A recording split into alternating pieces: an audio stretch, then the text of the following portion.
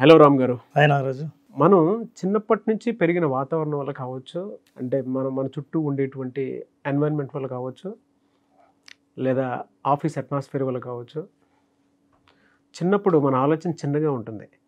కొంచెం పెద్దయిన తర్వాత, కొన్ని ఎక్స్పీరియన్స్ చేసిన తర్వాత స్కూల్లో ఆలోచనలు ఒకలా ఉంటాయి, కాలేజ్లో ఒకలా ఉంటుంది, అండ్ పీజీకి వచ్చిన తర్వాత ఆలోచన స్థాయి మారిపోతూ ఉంటుంది. ముకుందా జ్యువెలర్స్ తెలంగాణలో మొట్టమొదటి ఫ్యాక్టరీ అవుట్లెట్ మన కొత్తపేటలో ఫిబ్రవరి 14న గొప్ప శుభారంభం. అండ్ ఆఫీస్ అట్మాస్ఫియర్కి వచ్చేటప్పటికి కూడా ఆలోచన స్థాయి కూడా కొంత మారుతూ ఉంటుంది. ఎన్విరాన్మెంట్ని బట్టి కొంత చేంజ్ చేసుకుంటాము. కానీ కొన్ని బిలీఫ్ సిస్టంలో, అంటే మనం ఏదైతే నమ్ముతామో మనలో ఉండేటువంటి ఇన్నర్ వరల్డ్, అది మాత్రం దాటి ఆ పని చేయొద్దు, ఒకలాంటి చట్రంలోకి చుట్టూ తిప్పుతూ ఉంటుంది తప్ప పెద్ద పిక్చర్ని ఎప్పుడు మనకు కనిపించడం కూడా చేస్తుంది. పెద్ద పిక్చర్ ఎప్పుడు డ్రీమ్లోనే ఉండిపోతుంది తప్ప ఆ పిక్చర్లోకి వెళ్ళడానికి అర్హత ఉన్న ఒక చోట ఆగిపోతాము. ఆ ఇన్నర్ వరల్డ్ని ఎక్స్పాండ్ చేయాలి అంటే ఎలా, అంటే ఎలా చూడాలి, ఎలా దాన్ని తీసుకోగలగాలి, యాక్సెప్ట్ ఎలా చేయగలగాలి అసలు? నాగరాజు, అంతర్గత ప్రపంచం బాహ్య ప్రపంచం కంటే చాలా పెద్దది. కంటికి కనిపించే ప్రపంచం కంటే కంటికి కనిపించని అంతర్గత ప్రపంచం అంతులేనిది. అసలు ఆ ప్రపంచాన్ని ఎక్స్పాండ్ చేయాలంటే ముందు ప్రయాణం చేయాలిగా, ముందు లోపలికి వెళ్ళాలి. అంటే సెల్ఫ్ అవేర్నెస్ ముందు కావాలి. మనం చూసే బయట ప్రపంచం మనకు ఎట్లా కనిపిస్తోందంటే ఇది reflection of your internal world. మన లోపల ఎలాంటి యాటిట్యూడ్స్ ఉన్నాయో, లోపల మనం ఏమనుకుంటున్నామో దాని యొక్క ప్రతిబింబమే బయట మనకు కనిపించేది. అయితే బయటది ఎక్స్పాండ్ అవ్వాలంటే, మన అనుభవం, మనం చూసే ప్రపంచం పెద్దది అవ్వాలని అంటే అసలు లోపలిది ఎక్స్పాండ్ అవ్వాలి. ఎందుకంటే దీని రిఫ్లెక్షనే బయట. అవును, లోపల ప్రయాణం చేయడానికి మనం భయపడతాం. ఎందుకంటే కంటికి కనిపించేదే ప్రపంచం అని అనుకుంటాం. కనిపించని ప్రపంచంలో ప్రయాణం చేస్తే జీవితాంతం ప్రయాణం చేసిన మేధావులు ఉన్నారు. చేసినా సరే చేరుకోవాల్సిన పరిధులు చేరుకోని వాళ్ళే ఉన్నారు. అయితే మనం చూసిన ప్రపంచం ఏదైతే ఉందో దాన్ని మన గురించి, ప్రపంచం గురించి అంతటితో ఆగిపోతాం. ఇంకా అంతకంటే ముందుకు వెళ్ళడానికి ప్రయత్నం చేయం. ఇదే సెల్ఫ్ ఇమేజ్ అంటాం. సెల్ఫ్ అవేర్నెస్ ద్వారా సెల్ఫ్ ఇమేజ్ డెవలప్ అవుతుంది. సెల్ఫ్ అవేర్నెస్ ఎట్లా తెలుస్తుంది? First, what do you think about yourself and what others are thinking about yourself. మన గురించి మనం ఏమనుకుంటున్నాం అని అనుకున్నప్పుడు చాలా విషయాలు వస్తాయి. నా భయాలేంటి, నా పరిధులేంటి, నేనేం సాధించగలను, నాకున్న బలాలేంటి, నాకున్న బలహీనతలేంటి, ఈ విషయాలన్నీ వస్తాయి. అవన్నీ నెగిటివ్సే, మళ్ళీ అన్నీ నెగిటివ్సే ఉంటాయి. నెగిటివ్సే ఉంటాయి. పాజిటివ్స్ ఉన్నా దానికి ఒక లిమిటేషన్ ఉంటుంది. అంతే, ఇంతకంటే ఇంకా నేను ఎదగలేనన్న లిమిటేషన్ ఉంటుంది. అవసరం లేదు, పక్కన పెడితే బెటర్, చాలు. అనవసరంగా అంటే లోపల తవ్వే కొద్దీ ఇంకా ఎక్కడ నెగిటివ్స్ బయటపడతాయో అన్న భయం. అందుకని లోపలికి వెళ్ళాం.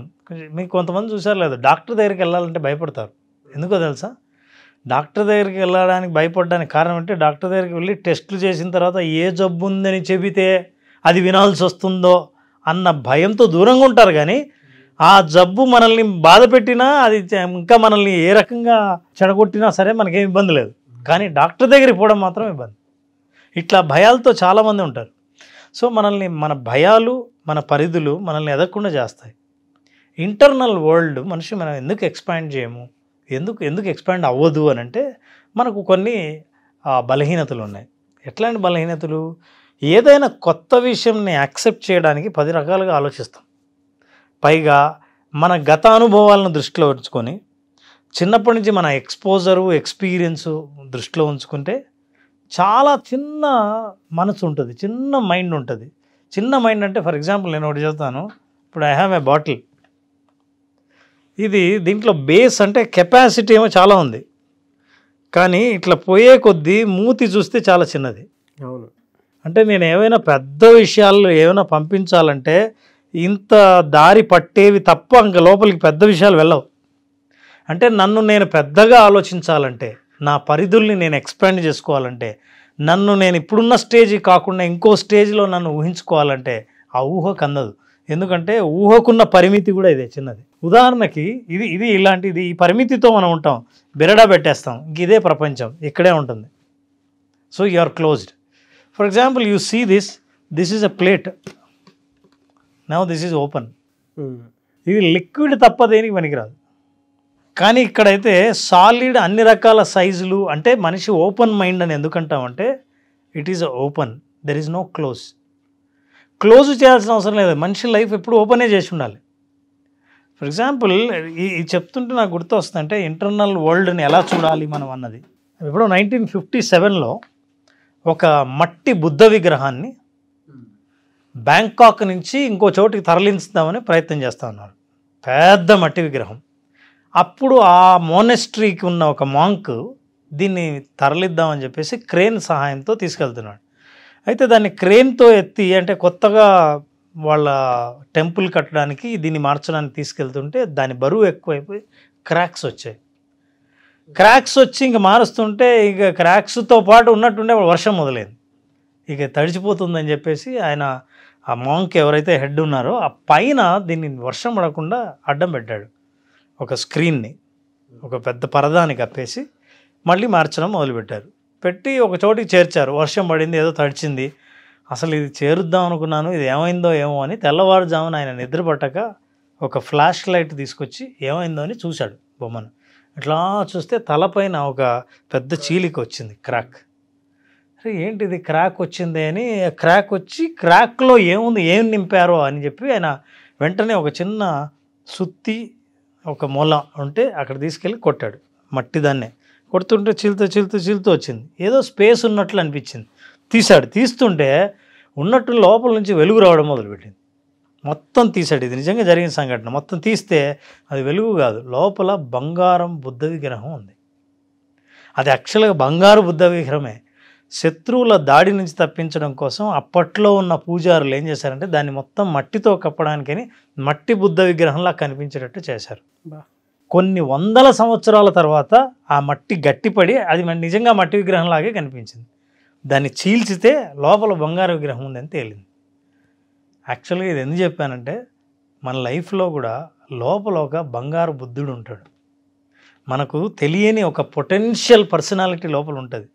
కానీ మన అనుభవాల వల్ల, మన ఫెయిల్యూర్స్ వల్ల, మన భయాల వల్ల వీటన్నీ అదంతా ఒక మట్టితో కప్పబడిన బుద్ధ విగ్రహం లాగా మన పర్సనాలిటీ కూడా మాస్క్ అయ్యి ఉంటుంది. దాన్ని బ్రేక్ చేయాల్సిన అవసరం ఉంది. లోపల గోల్డ్ ఉంటుంది. అయితే అది యాక్సిడెంటల్గా బ్రేక్ అయింది. మనం ప్రయత్నపూర్వకంగా బ్రేక్ చేస్తే మనకున్న పాత వాసనలన్నీ పోయి ఒరిజినల్ పర్సనాలిటీ బయటపడే అవకాశం ఉంది. దానికి చాలా ఎంతూజియాజం ఉండాలి. నన్ను నేను ఆవిష్కరించుకోవాలన్న ఇంట్రెస్ట్ ఉండాలి.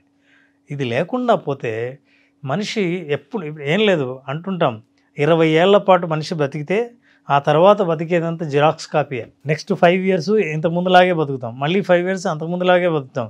100 కాదు 200 ఏళ్ళు మనిషి బతికినా సరే ఎప్పుడు ఉన్న నమ్మకాలు, ఎప్పుడు ఉన్న భయాలతో జీవిస్తే ఎన్నాళ్ళు జీవిస్తేనే ఎలా సార్? అంటే ఆ బ్లాక్స్ అన్ని క్లియర్ అవ్వాలి అని అంటే ఎటువంటి స్ట్రాటజీని కానివ్వండి, లేదా ఏ పాత్ని ఖచ్చితంగా ఫాలో అవ్వాల్సినటువంటి అవసరం ఉంటుందంటారు? First thing Nagaraju, self awareness. మన గురించి మనం తెలుసుకోవాలి. ఇప్పుడు ఉదాహరణకు చెప్తాను, ఒక పక్షి అలసిపోయింది, బాగా ఎగిరి అలసిపోయి ఒక కొమ్మ మీద వాలింది. కొమ్మ మీద వాలి అలా రెస్ట్ తీసుకుంటారుగా ఉన్నట్టుండి ఒక పెద్ద గాలి వీచింది. గాలి వీచి ఇక అన్ని చెట్లు ఊగడం మొదలుపెట్టాయి. తను కూర్చున్న కొమ్మ కూడా బాగా ఊగడం మొదలుపెట్టింది. అయినా సరే పక్షిలో నిర్మలత్వం మొహంలో ఉంది. ఏంటా అని ఆశ్చర్యంగా చూస్తే ఆ పక్షికి 2 విషయాలు తెలుసు. ఇంత భారీ గాలి వీస్తుంది, వర్షం రాబోతోంది, కొమ్మ మీద నిలబడింది, చిటారు కొమ్మ ఊగుతోంది, పక్షి కూర్చుంది. ఈ 2 విషయాలు తెలుసు. ఇది వాటిని అర్థం చేసుకుంటే మనం ఇంటర్నల్ వరల్డ్ని ఎట్లా ఎక్స్ప్లోర్ చేయాలో తెలుసు. నెంబర్ 1, పక్షి కొమ్మ మీద ఆధారపడి వాళ్ళ కొమ్మ విరిగిపోయినా తను ఎగరగలనని తెలుసు. నువ్వు ఎప్పుడైతే నీ లైఫ్ అంతా దేని మీదైనా డిపెండ్ అయ్యి ఈ కండిషన్స్ ఇలా ఉంటేనే నేను ఇలా ఉంటాను అని ఎప్పుడైతే డిపెండ్ అవుతావో అప్పుడు భయం వేస్తుంది. భయం ఎప్పుడైతుందో నిర్ణయాలు తీసుకోలేవు. నిర్ణయాలు ఎప్పుడైతే తీసుకోలేవో ముందుకు పోయే ఛాన్సే లేదు. So number 1 lesson is that bird that cannot. Number 2 అంటే any time I can fly అని తెలుసు. రెండో విషయం, ఈ పక్షికి ఇంకోటి తెలిసింది ఏంటంటే ఈ కొమ్మ విరిగిపోయినా 100 కొమ్మలు తన చుట్టూ ఉన్నాయని తెలుసు. నాకు ఒక ఆపర్చునిటీ మిస్ అయినా, నేను ఏదైనా కోల్పోయినా నాకు అద్భుతమైన ఆపర్చునిటీ జీవితంలో చాలా ఉన్నాయన్న విషయం నాకు తెలిస్తే అది సెల్ఫ్ అవేర్నెస్ ద్వారా ఆ మట్టిని నేను ఎప్పుడు తీస్తానో బంగారు ఎప్పుడు బయటపడుతుందంటే నాకు చాలా ఈ ప్రపంచం ఉంది నేను ఎక్స్ప్లోర్ చేయడానికి, నేను ఓపెన్ అవ్వాలి అన్న ఎంతూజాజం అన్న ఇంట్రెస్ట్ మనిషికి లేకపోతే ఎప్పుడు ఒకే జీవితాన్ని జీవిస్తాడు. So this is how you can number 1 self awareness. రెండవది మనిషికి 2 ఇమేజెస్ ఉంటాయి. ఒకటి positive self image, second negative self image. Positive self image ఏంటంటే తనకున్న హెల్తీ హ్యాబిట్స్, తనకున్న బిహేవియర్స్, తనకున్న అనుభవాల నుంచి అచీవ్మెంట్స్, ఇవన్నీ హెల్తీ ఇమేజ్. అంటే నా గురించి నేను ఏమనుకుంటానంటే పాజిటివ్గా ఆలోచిస్తాను. నో ప్రాబ్లం, సమస్య వచ్చిందా ఐ కెన్ సాల్వ్ ఇట్, అప్పులు ఉన్నాయా తీర్చుకుంటాను, జీవితంలో ఇంత పెద్ద ప్రాబ్లం కనిపిస్తుంది కదా దీని నుంచి బయటపడొచ్చు అనే నమ్మకం ఉంది. ఇవన్నీ positive self image. Negative self image అంటే సెల్ఫ్ డౌట్. ఓకే, తన మీద ఎప్పుడు దానికి డౌటే, ఏ పని చేస్తున్నా డౌటే. సెకండ్, తన ఫిజికల్ ఫీచర్స్ మీద డౌట్, నేను సరిగ్గా ఉన్నానో లేదో, యాక్సెప్ట్ చేస్తారో లేదో, ఇంకొంచెం ఎత్తుంటే బాగుండేది, ఇంకా రంగు నాకంటే బాగున్న వాళ్ళు వాళ్ళ జీవితంలో బాగా పైకి వచ్చారు. సో ఇవన్నీ ఆలోచన చేస్తారు నెగిటివ్ సెల్ఫ్ ఇమేజ్ వాళ్ళు. Third, acceptance. వాళ్ళని వాళ్ళు యాక్సెప్ట్ చేయకపోవడం ఒకటి పెద్ద ప్రధానమైన కారణం. సో ఈ కారణాల వల్ల ఏంటంటే సెల్ఫ్ ఎక్స్ప్లోరేషన్ జరగదు.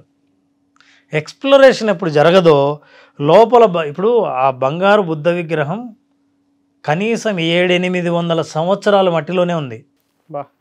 ఎక్స్ప్లోర్ చేయకపోతే జీవితాంతం అట్లే ఉంటుంది. అది ఎక్స్ప్లోర్ అయితే తెలిసింది లోపల ఎట్లా ఉందని. మనం కూడా మన ఇంటర్నల్ జర్నీని కొంచెం ఇంటెన్స్గా లోపల చేయకపోతే మనం ఎప్పుడు మట్టి విగ్రహం లాగే జీవితాంతం ఉంటాం. సో ఆ ఇంటర్నల్ జర్నీ చేయాలంటే మన సెల్ఫ్ ఇమేజ్ పాజిటివ్గా ఉండాలి. పాజిటివ్ సెల్ఫ్ ఇమేజ్ని డెవలప్ చేసుకోవాలి. చేయాలంటే ఓపెన్ మైండ్తో ఉండాలి. 5 పేజీలు వరుసగా చదివేసినట్టుంది కాన్సన్ట్రేషన్ తోటే. గ్రేట్ ఎక్స్ప్లెనేషన్ అండి. Thank you so much Ram garu. Thank you Naraj.